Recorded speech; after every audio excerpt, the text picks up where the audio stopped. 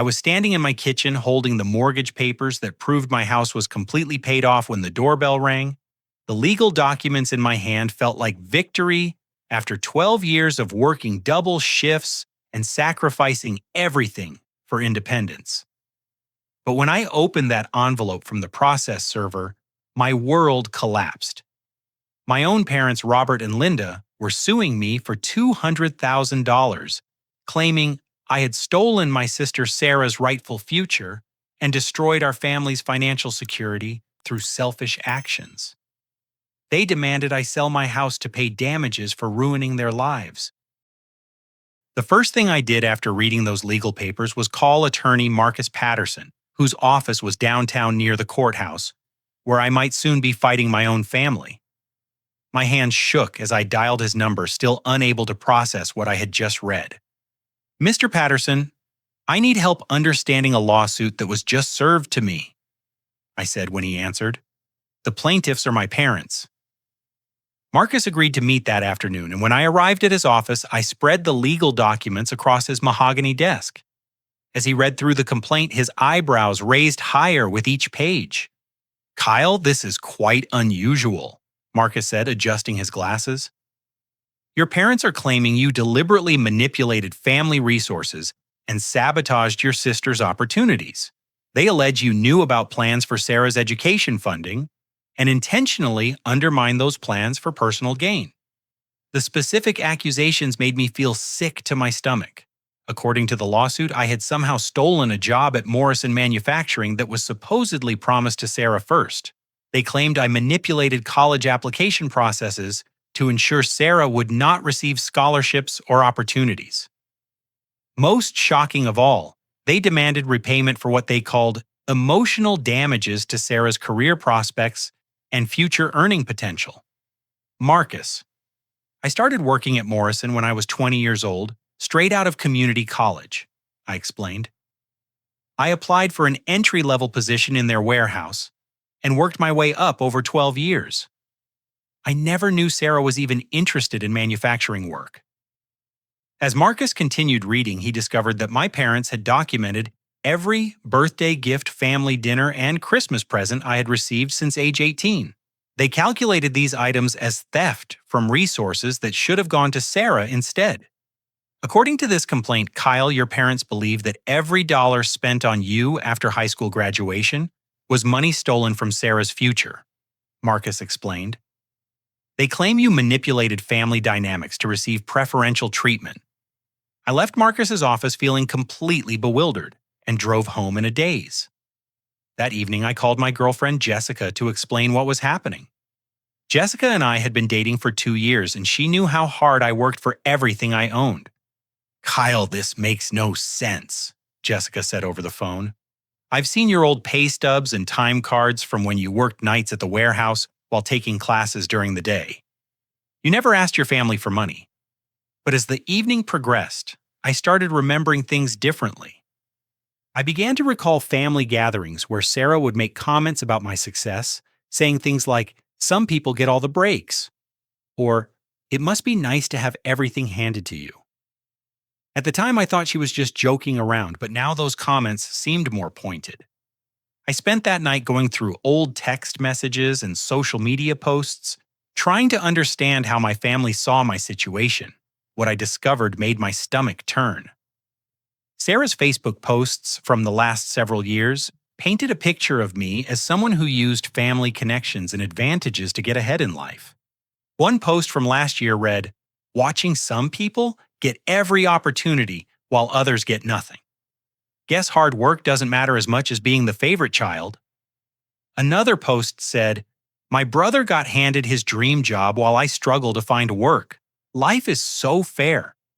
The worst part was seeing the comments from relatives and family friends. Aunt Carol had written, "Sarah, don't give up. Your time will come." Cousin Mike commented, "Kyle should help you out. That's what family does." I realized that Sarah had been telling people for years that I was somehow preventing her success or receiving unfair advantages. She had built a narrative where my achievements came at her expense, and now my parents were using that narrative to demand money from me. I called my supervisor at Morrison Manufacturing the next morning to ask about company hiring practices.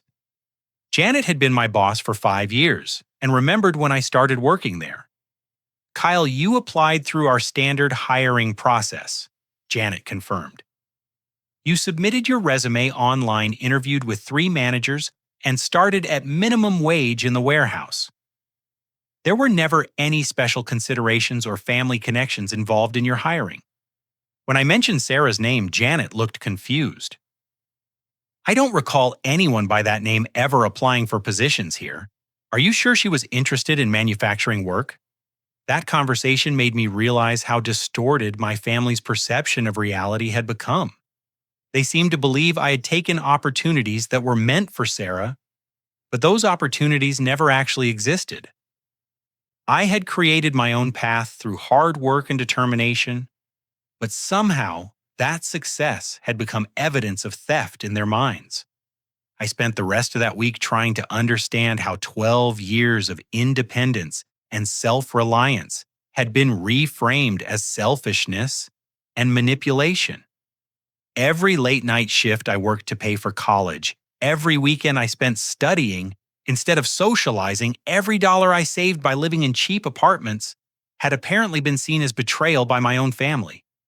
The emotional weight of these accusations was crushing. I had always been proud of my work ethic and independence, believing that my parents respected my determination to make it on my own. Now I was discovering that they saw my success as theft and my independence as abandonment of family obligations I never knew existed. I knew I needed to confront Sarah directly about the accusations in the lawsuit, so I drove to her apartment across town on a Saturday morning. Sarah lived in a modern complex with amenities like a pool, fitness center, and covered parking.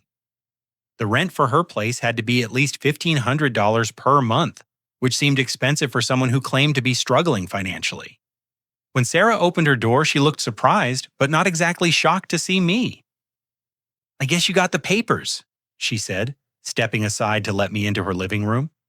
"Sarah, I need to understand what's happening here," I said, looking around at her nicely furnished apartment. "How can you afford this place if money is so tight?" She sat down on her leather couch and crossed her arms defensively.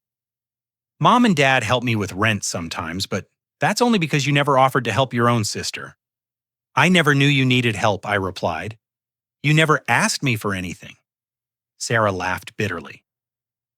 "I shouldn't have to ask Kyle. Successful men take care of their families automatically. Mom and Dad always said that when you started making good money, you would help pay for my graduate school and maybe help with a house down payment." I felt like someone had punched me in the stomach. "They said what?" "Come on, Kyle, don't act like you didn't know," Sarah continued. "Mom and Dad told me years ago that you would be helping with my education once you got established in your career. They said that's what families do for each other." Sarah walked over to her desk and pulled out a folder full of papers. "Look at this," she said, handing me documents that looked like financial planning worksheets. "Mom and Dad calculated how much you should contribute to family expenses based on your salary at Morrison." The papers showed detailed budgets that included my income as part of the family's overall financial planning. There were line items for Sarah's graduate school tuition living expenses and even vacation costs, all marked as Kyle's family obligations. The documents assumed I would contribute approximately $30,000 per year to support various family needs.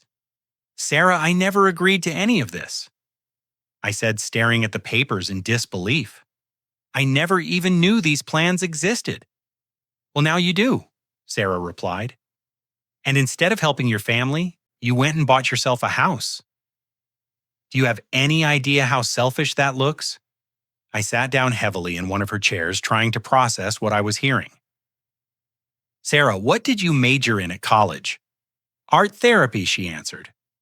"I want to help people work through emotional issues using creative expression."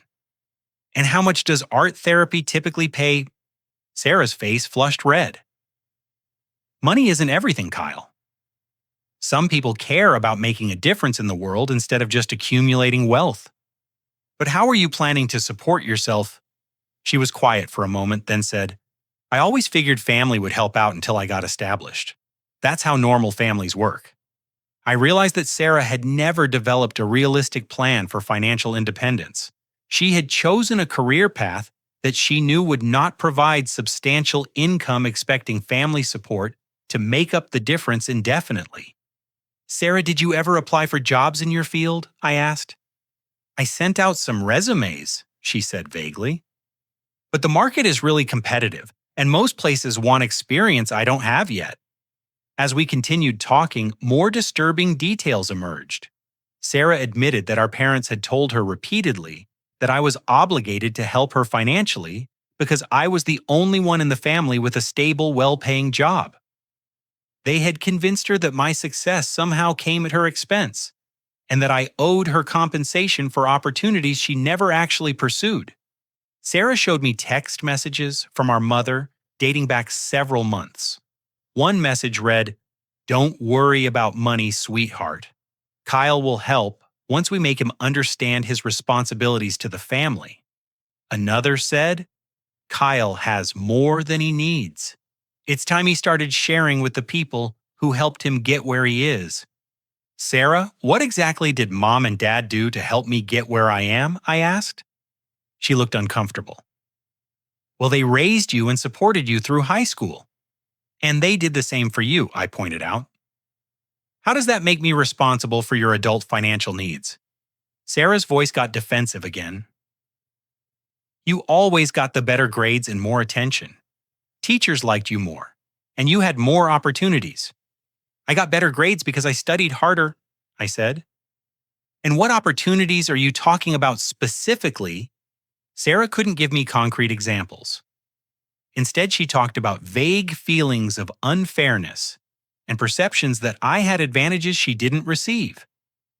It became clear that our parents had encouraged these feelings of victimization rather than helping Sarah develop independence and self-confidence. The conversation revealed that Sarah had accumulated significant credit card debt over the past few years, charging expenses like clothes, dining out, and entertainment. She had minimum wage jobs occasionally, but never kept them for more than a few months. Why didn't you stick with those jobs? I asked. They were beneath my education level, Sarah replied. Mom and Dad said I shouldn't have to settle for jobs that don't use my degree. Our parents had apparently discouraged Sarah from taking entry-level positions in her field, telling her that she deserved better opportunities and that family support would help her wait for the right position. Instead of building work experience and professional skills, Sarah had remained financially dependent and increasingly resentful. By the end of our conversation, Sarah was in tears. I just feel so worthless compared to you, Kyle, she sobbed. Everyone talks about how successful and independent you are, and I can't even pay my own rent. For the first time, I felt genuine sympathy for my sister. I realized that our parents had damaged her confidence and independence by creating unrealistic expectations and encouraging dependency rather than self-reliance. Sarah wasn't really my enemy in this situation. She was also a victim of our parents' manipulative approach to family relationships. But the lawsuit was still real, and the financial demands were still threatening everything I had worked to achieve. As I drove home from Sarah's apartment, I knew I needed to understand the full scope of what my parents had been doing behind the scenes. I decided to start investigating my parents' claims by talking to relatives and family friends who might have heard their side of the story over the years. My first stop was Uncle Dennis, my father's brother, who lived about 20 minutes away in the same suburban neighborhood where I grew up. Uncle Dennis invited me over for coffee on Sunday afternoon, and I could tell he was uncomfortable when I brought up the lawsuit. Kyle, I don't want to get involved in family drama, he said, stirring his coffee nervously. I'm not asking you to take sides, I replied. I just want to understand what my parents have been telling people about my situation. Dennis looked out his kitchen window for a moment, then sighed. Your parents have been talking about your success at every family gathering for the past few years. Your dad always brags about how much money you make and how proud they are of their investment in your education and career. What investment? I asked.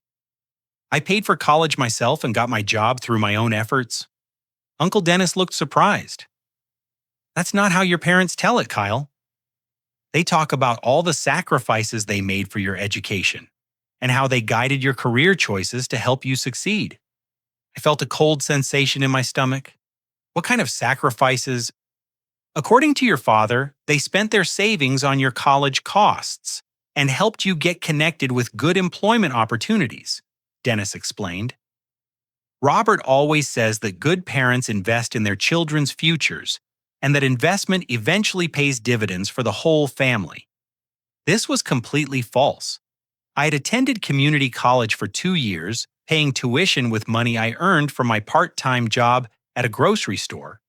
Then I transferred to a state university where I qualified for financial aid based on my academic performance and took out student loans for the remaining costs. My parents never contributed a single dollar to my education expenses. Dennis, did my parents ever mention that I worked full-time while attending college? I asked. He looked confused. No, they always made it sound like they were supporting you through school. I left Uncle Dennis's house and drove to the home of Margaret Thompson, a family friend who had known my parents for over 20 years. Margaret was surprised to see me but invited me in for tea. Kyle, your parents are so proud of you, Margaret said warmly. Your mother talks constantly about how they helped you buy your house and guided your career development. She says it's wonderful when parents can be so involved in their adult children's success. Another complete fabrication. I had saved for 5 years to accumulate the down payment for my house, working overtime shifts and living in a cramped apartment to keep expenses low. My parents had never contributed to my housing costs or career planning. Margaret, what exactly did my mother say about helping me buy my house? I asked. Well, she mentioned that they co-signed the loan and helped with the down payment, Margaret replied. Linda said they were happy to support your independence since you had been such a responsible son. I was shocked. My parents had been claiming credit for my achievements while simultaneously resenting me for those same achievements. They were building their social identity around being successful parents who had wise financial strategies, but privately, they were bitter about my independence. That evening, I drove to the county courthouse to research public records about my parents' financial history. What I discovered was disturbing. My parents had refinanced their house 3 times in the past 10 years, each time borrowing against the increased value to fund lifestyle expenses. The records showed that they had taken cash out refinancing for amounts totaling nearly $100,000. Based on the dates and amounts, it appeared they had used this money for vacations, luxury car purchases, and home renovations, rather than for any family emergency or education expenses. I also discovered that my parents had taken out several personal loans in recent years, always at high interest rates that indicated poor credit scores. Their financial situation was much worse than I had realized. On Monday morning, I called Sarah's former college counselor to ask about financial aid and family contributions. Ms. Rodriguez remembered Sarah well and was able to access her old financial records. I'm sorry to tell you this, Kyle, but your parents never established any college savings account for Sarah, Ms. Rodriguez explained. When she applied for financial aid, her family contribution was calculated based on your parents' income, but they never actually provided the expected family contribution amount. So how did Sarah pay for college? I asked. She qualified for need-based grants and took out student loans to cover the remaining costs, Ms. Rodriguez replied. Her parents claimed they would help, but the payments never materialized. Sarah had to take out additional loans to cover expenses they had promised to pay. This meant my parents had been lying to Sarah about college funding, while simultaneously lying to other people about supporting my education. They had created financial obligations they never intended to fulfill, then used those unfulfilled promises to justify resentment toward me. I spent Tuesday morning with a private investigator named Tom Bradley, who specialized in financial fraud cases. Tom agreed to look into my parents' credit history and financial activities over the past several years. Kyle, your parents have been living beyond their means for quite some time, Tom reported after his initial investigation. They have significant credit card debt, missed payments on various loans, and a pattern of using credit to maintain a lifestyle they can't actually afford. Tom discovered that my parents owed approximately $150,000 to various creditors, including credit cards, personal loans, and the balance on their refinanced mortgage. Their monthly debt service payments exceeded 60% of their income, which explained why they were looking for external sources of money. It appears your parents may have been planning this lawsuit for several months, Tom continued. I found records of consultations with other attorneys going back to last spring before you bought your house. The picture that emerged was devastating. My parents had been living irresponsibly for years, accumulating debt, and making financial commitments they couldn't honor. Instead of reducing their expenses or developing realistic budgets, they had decided to target me as a source of money to solve their self-created problems. They had been lying to everyone about my situation, claiming credit for my achievements to boost their social status while privately blaming me for not solving their financial difficulties. They had also been lying to Sarah, creating unrealistic expectations about family support that left her unprepared for adult financial responsibilities. By Wednesday evening, I understood that this lawsuit wasn't really about fairness or family obligations. It was about my parents' inability to take responsibility for their own financial choices and their need to find someone else to blame for the consequences of their irresponsible spending. Attorney Marcus Patterson advised me to run a comprehensive credit report to see if my parents had used my personal information inappropriately. When the report arrived, I discovered several disturbing entries that I had never authorized. There were 2 credit cards listed under my name with account numbers I didn't recognize, both showing my parents' home address as the billing location. One card had a balance of $8,000, and the other showed $6,000 in charges. Both accounts had been opened approximately 18 months earlier. I immediately called the credit card companies to report unauthorized use of my identity. The customer service representative at the first company was able to provide details about how the account was opened. Mr. Kyle, the application was submitted online using your social security number and employment information from Morrison Manufacturing, the representative explained. The person who applied listed themselves as Kyle and provided verification of income and employment. I asked for copies of the original applications, which revealed that my parents had used detailed knowledge of my job title, salary, and work history to open these accounts in my name. They had been receiving statements at their address and making minimum payments to keep the accounts in good standing. When I called Morrison's Human Resources Department to report the identity theft, I learned something even more disturbing. HR manager Patricia Walsh told me that my parents had contacted the company several times over the past year. Your father called last spring claiming there was a family emergency and asking for verification of your employment and salary information, Patricia explained. We told him that we couldn't release personal employee data, but he was very persistent. Patricia also revealed that my mother had called more recently claiming to be handling my insurance paperwork and requesting copies of my benefits information. The HR department had refused these requests, but my parents' attempts showed a pattern of trying to access my financial data without permission. I drove to my parents' bank to speak with the manager about any accounts or loans associated with my name.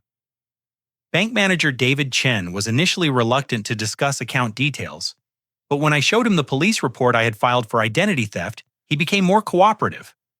Mr. Kyle, your parents did apply for a home equity loan last year, and they listed you as a guarantor on the application, David explained. When we called to verify your consent, the person who answered the phone claimed to be you and approved the application over the phone.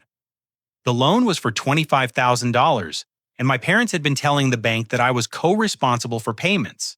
They had provided my employment information and phone number, but routed the verification call to their own house phone. Did the bank ever try to contact me directly at my workplace or my own phone number? I asked. David checked the files and admitted that all communication had gone through the phone number provided by my parents. The bank had never independently verified my consent to guarantee the loan. As I investigated further, I discovered that my parents had been systematically using my financial information to obtain credit and loans over the past several years. They had told various institutions that I was living with them and could be contacted at their phone number, which allowed them to intercept verification calls and authorize credit applications in my name. I found records showing that my parents had contacted my insurance company, my retirement account administrator, and even my mortgage lender, always claiming family emergency situations that required them to access my financial information.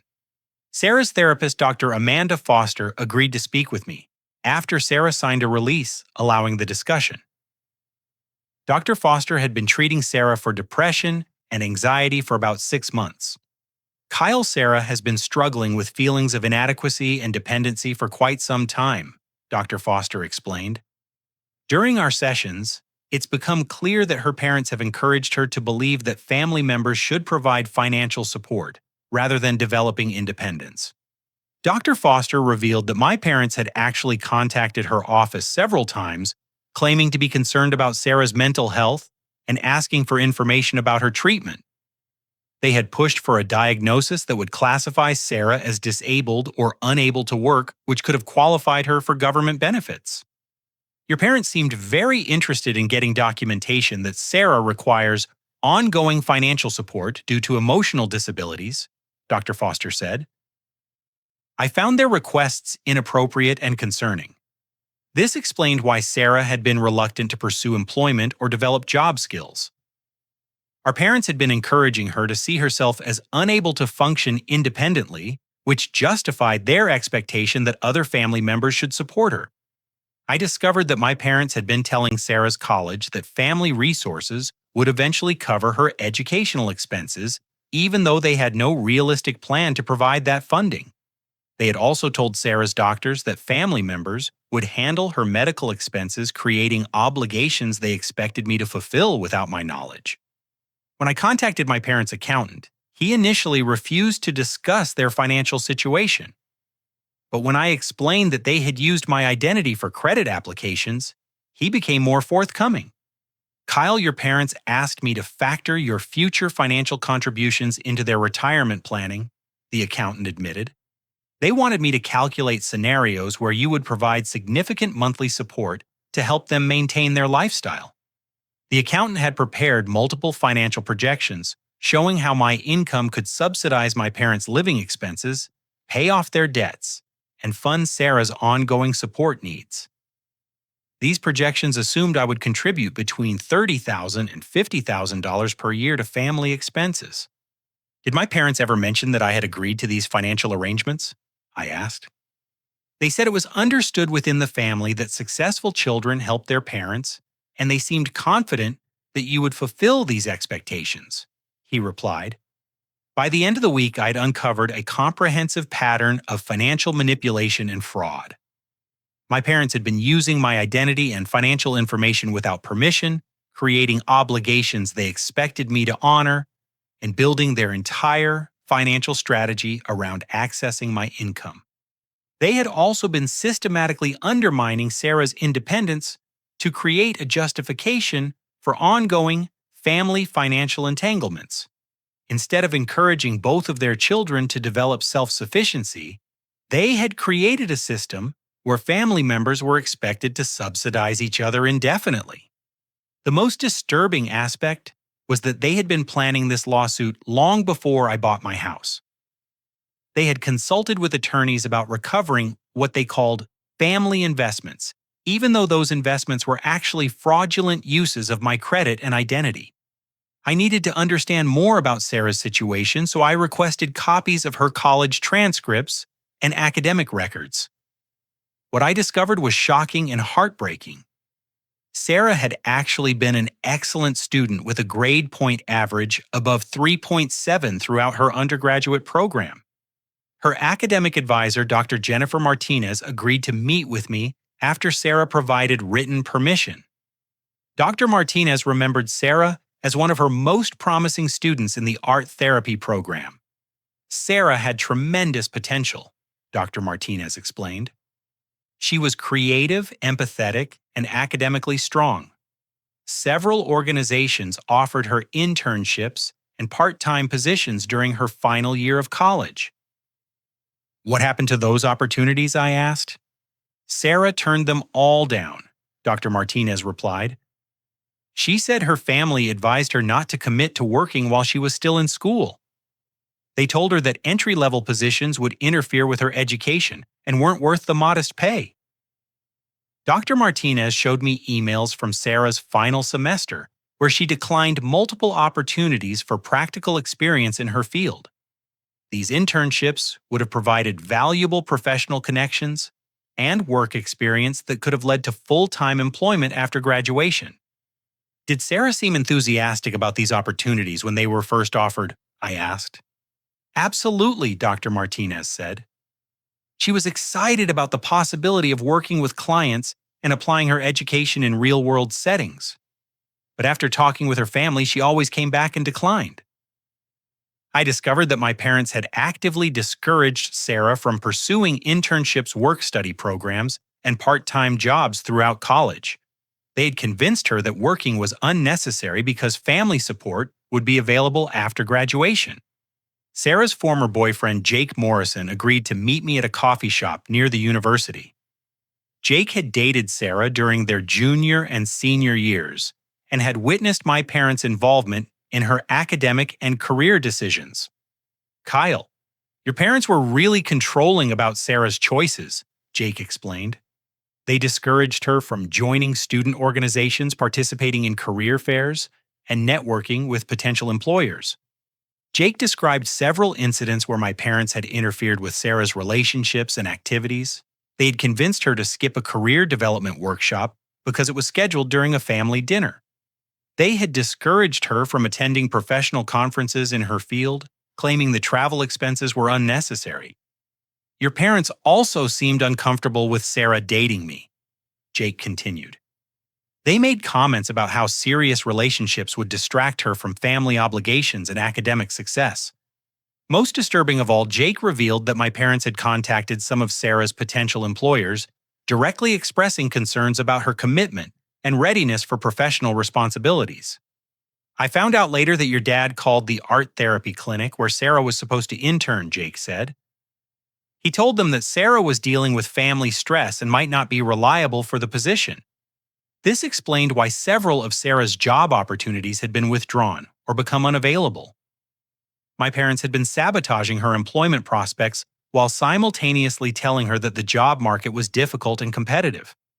I realized that my parents had deliberately created Sarah's dependence and helplessness to justify their control and to support their narrative about family financial obligations. They needed Sarah to remain unsuccessful and dependent so they could claim that I was somehow responsible for her welfare. When I confronted my parents at their house that weekend, they initially denied any wrongdoing. But as I presented evidence of their financial manipulation and interference in Sarah's career development, their story began to fall apart. Kyle, we did what any loving parents would do, my father said defensively. We protected Sarah from making mistakes that could have hurt her future. By preventing her from gaining work experience and professional skills, I asked. Those entry-level jobs were beneath her education and abilities, my mother replied. We wanted her to wait for better opportunities. Better opportunities that required family financial support indefinitely, I pointed out. My parents' attitude revealed the core of their manipulation. They had convinced themselves that controlling their children's choices was an act of love, even when that control prevented us from developing independence and self-confidence. My father finally admitted that they had been planning the lawsuit for several months, consulting with attorneys about what they called recovering their investment in my success. They had been documenting expenses and calculating damages since early spring, waiting for the right moment to demand payment. We raised you and Sarah, and that investment should pay dividends, my father said. Successful children have obligations to their parents and siblings. My mother added, you bought an expensive house while your sister struggles to pay rent. Any decent person would feel guilty about that kind of selfishness. I realized that my parents had completely rewritten the history of my achievements to cast themselves as investors who deserved returns rather than parents who had fulfilled their basic responsibilities. They had also reframed Sarah's struggles as my fault rather than the result of their own interference and poor guidance. The conversation ended with my parents refusing to drop the lawsuit and demanding that I acknowledge my financial obligations to the family. They seemed genuinely convinced that their manipulative behavior was justified and that I was being unreasonable by refusing to subsidize their lifestyle. As I drove home that evening, I understood that this conflict was about much more than money. My parents had built their entire identity around controlling their children and feeling important through their involvement in our lives. My independence threatened that identity, so they had decided to destroy my achievements rather than accept that their children could succeed without their ongoing management. The emotional impact of this realization was devastating. I felt like I was grieving the loss of the parents I thought I had, discovering that the people who raised me were capable of deliberate manipulation and betrayal. But I also felt a growing determination to fight back and protect everything I had worked to achieve. I knew I needed a more aggressive legal strategy, so I asked attorney Marcus Patterson to recommend someone who specialized in fraud and identity theft cases. He connected me with prosecutor-turned-private attorney Lisa Chen, who had extensive experience with financial crimes. Lisa reviewed all the evidence I had gathered and immediately recognized the severity of what my parents had done. "Kyle, this isn't just a family dispute," she explained. "Your parents have committed multiple felonies, including identity theft, credit fraud, and filing false police reports." Lisa advised me to file criminal complaints with the district attorney's office, while simultaneously preparing a comprehensive countersuit against my parents. She believed we could not only get their lawsuit dismissed, but also hold them accountable for the financial and emotional damages they had caused. We started by documenting every instance where my parents had used my personal information without authorization. The credit cards, loan applications, and bank accounts they had opened in my name represented clear violations of federal identity theft laws. Lisa also hired a private investigator named Robert Drake to gather additional evidence about my parents' financial manipulation and systematic interference in Sarah's career development. Robert specialized in forensic accounting and had worked on similar cases involving family financial fraud. Within 2 weeks, Robert had uncovered a comprehensive pattern of deception that went far beyond what I had initially discovered. My parents had been using my employment information to qualify for credit at multiple institutions over the past 3 years. "Kyle, your parents obtained a car loan 18 months ago using your income verification," Robert reported. "They told the auto dealer that you were living with them and would be helping with payments." Robert also found that my parents had contacted my employer's benefits department multiple times, claiming family medical emergencies that required access to my insurance information. They had attempted to add themselves and Sarah as beneficiaries on my health insurance and retirement accounts without my knowledge.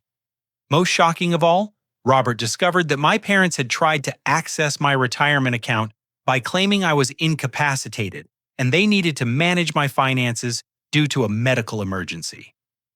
The investment company had required additional documentation that my parents couldn't provide, so the attempt was unsuccessful. Your parents also contacted your mortgage lender, claiming that you wanted to refinance and add them as co-borrowers. Robert continued. The lender required your direct consent, which prevented them from accessing your home equity. These discoveries showed that my parents had been systematically trying to gain control over every aspect of my financial life. They hadn't just stolen my identity for credit applications. They had been attempting to legally entangle themselves in all of my assets and financial accounts. Lisa filed the criminal complaints with the district attorney's office, providing comprehensive evidence of identity theft, credit fraud, and attempted financial manipulation. The prosecutor assigned to the case, District Attorney Sarah Wilson, was particularly interested in the pattern of systematic fraud over multiple years. This case shows sophisticated planning and execution, D.A. Wilson explained. Your parents didn't just make isolated mistakes. They developed a comprehensive strategy to exploit your financial identity for their own benefit. Meanwhile, Lisa prepared our countersuit against my parents seeking damages for identity theft, intentional infliction of emotional distress, and interference with my financial assets. We also sought injunctive relief to prevent them from accessing my personal information or making false claims about my financial obligations. The most important element of our countersuit was the evidence showing that my parents had deliberately sabotaged Sarah's independence and career development.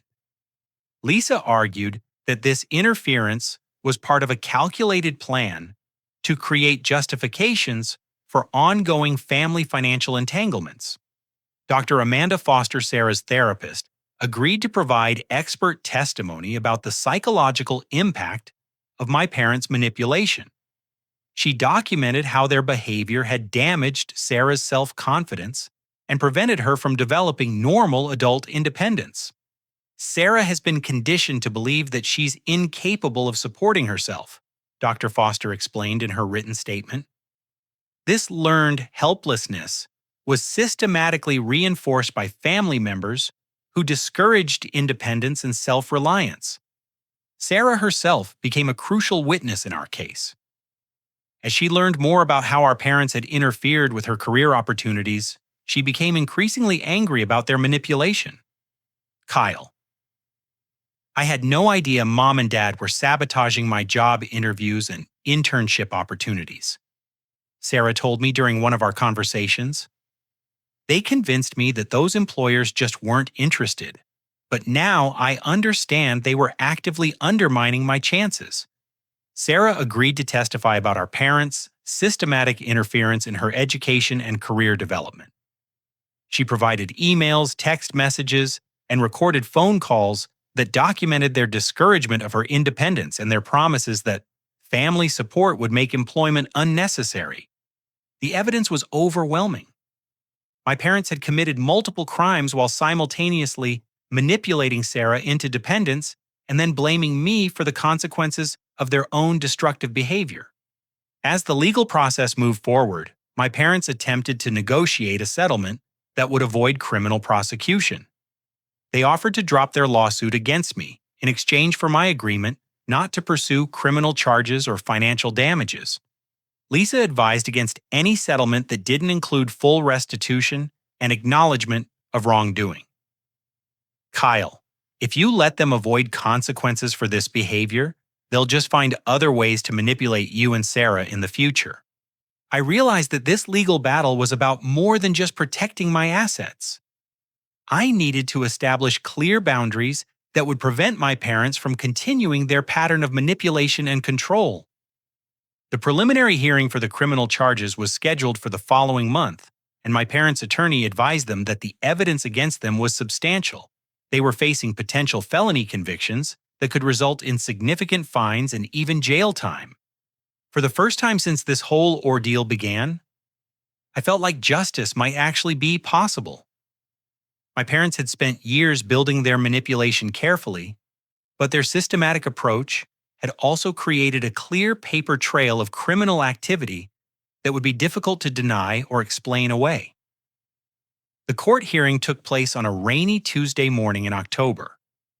As I sat in the courtroom with attorney Lisa Chen, I watched my parents enter with their lawyer looking older and more defeated than I had ever seen them. Judge Patricia Rodriguez had reviewed all the evidence in advance, and her opening comments made it clear that she understood the severity of what had happened. This case involves a systematic pattern of identity theft, financial fraud, and family manipulation that spans several years, Judge Rodriguez stated. The prosecutor presented evidence of the multiple credit cards and loans my parents had obtained using my identity. Bank records showed unauthorized applications, forged signatures, and false statements about my consent to guarantee their debts. When my parents' attorney tried to argue that this was merely a family misunderstanding, Judge Rodriguez interrupted him. Counselor identity theft doesn't become legal just because it occurs within a family. These are serious criminal charges with substantial evidence. The most powerful testimony came from Sarah, who described how our parents had systematically discouraged her independence and sabotaged her career opportunities. She explained how they had convinced her that family support was more reliable than developing job skills, leaving her unprepared for adult financial responsibility. My parents told me that working entry-level jobs was beneath my education, Sarah testified. They said Kyle would help support me once he got established, but they never told Kyle about these plans. They set up a situation where I would resent my brother for not providing support he never knew I expected. Dr. Amanda Foster provided expert testimony about the psychological damage caused by my parents' manipulation. She explained how their behavior had created learned helplessness in Sarah and unrealistic expectations about family financial obligations. The defendants systematically undermined both of their children's independence, Dr. Foster testified. They encouraged dependence in one child while exploiting the success of the other, creating a family dynamic based on control rather than love. When my father took the stand to defend their actions, his testimony was devastating to their case. He admitted that they had used my financial information without permission, but claimed it was justified because successful children have obligations to support their families. We raised Kyle and made sacrifices for his education, my father testified. When children become successful, they should help their parents and siblings. That's how families are supposed to work. Judge Rodriguez asked him directly, "Did you ever discuss these financial obligations with your son Kyle?" My father hesitated, then admitted, "We assumed he understood his responsibilities without needing explicit conversations." The judge's expression showed her disapproval.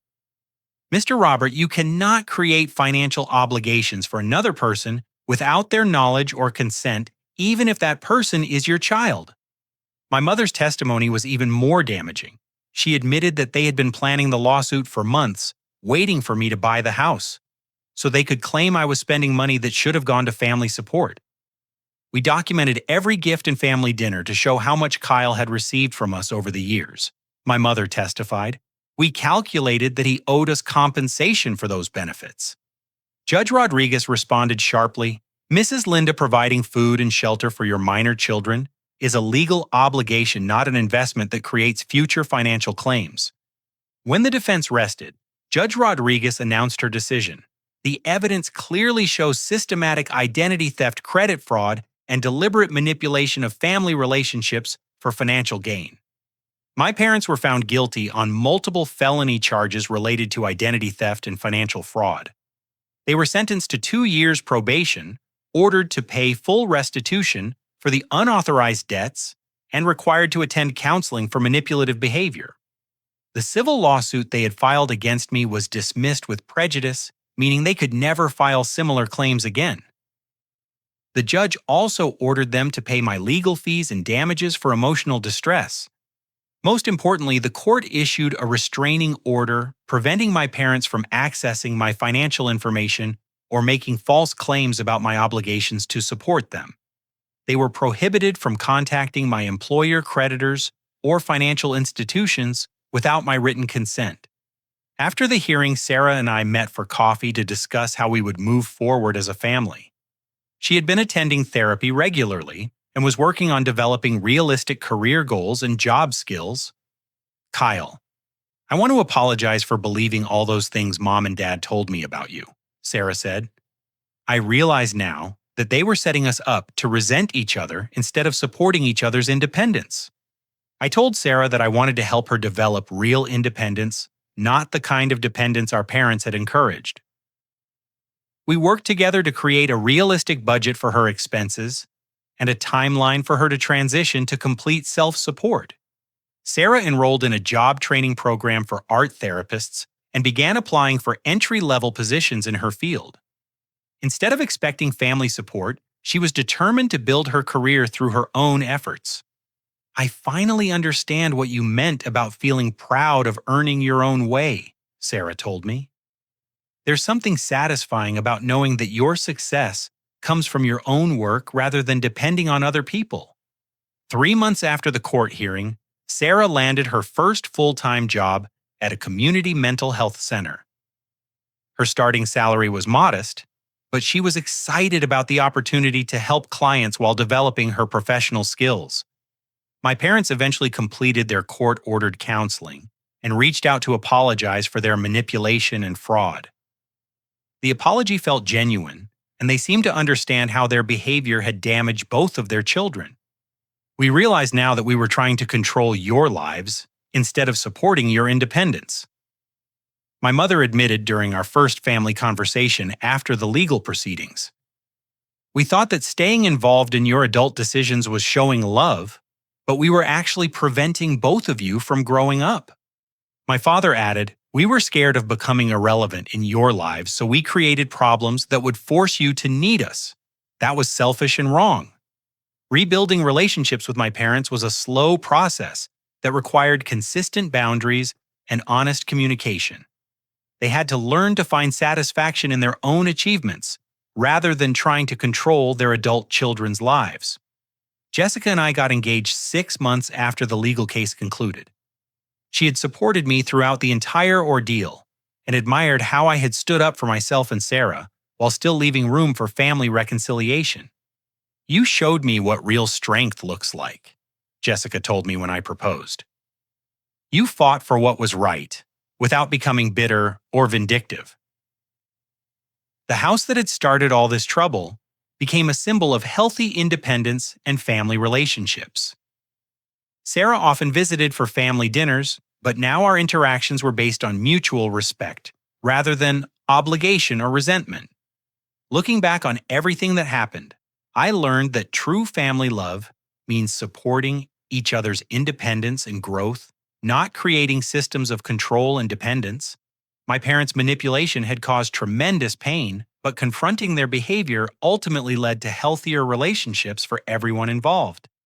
I also learned that success earned through honest effort and hard work can never be stolen or diminished by other people's resentment or false claims. The 12 years I spent working toward independence were valuable, not just because they provided financial security, but because they taught me to trust my own judgment and stand up for my values. Sarah's transformation from dependence to independence showed me that it's never too late to develop self-reliance and personal strength.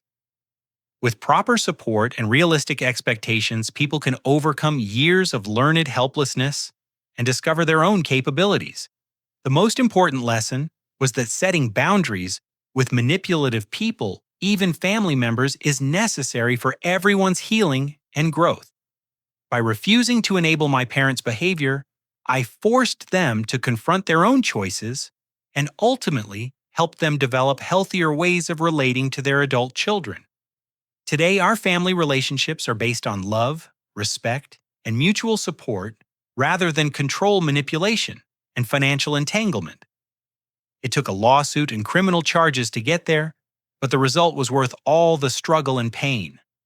As I look around my house, knowing that I earned every square foot through my own efforts, I feel grateful for the journey that brought me here. Independence isn't just about financial success. It's about having the courage to be honest about your values and stand up for what's right even when the people you love are trying to tear you down. Have you ever had to set difficult boundaries with family members who were trying to control or manipulate your life? I'd love to hear your thoughts in the comments about how you handled similar situations. If this story resonated with you, please hit the like button and consider subscribing for more real-life stories about family challenges, personal growth, and finding strength in difficult circumstances. Share this with someone who might benefit from hearing about the importance of independence and healthy family boundaries. Thank you for listening to my story, and remember that you have the right to build the life you want, even when others try to convince you that your success belongs to them.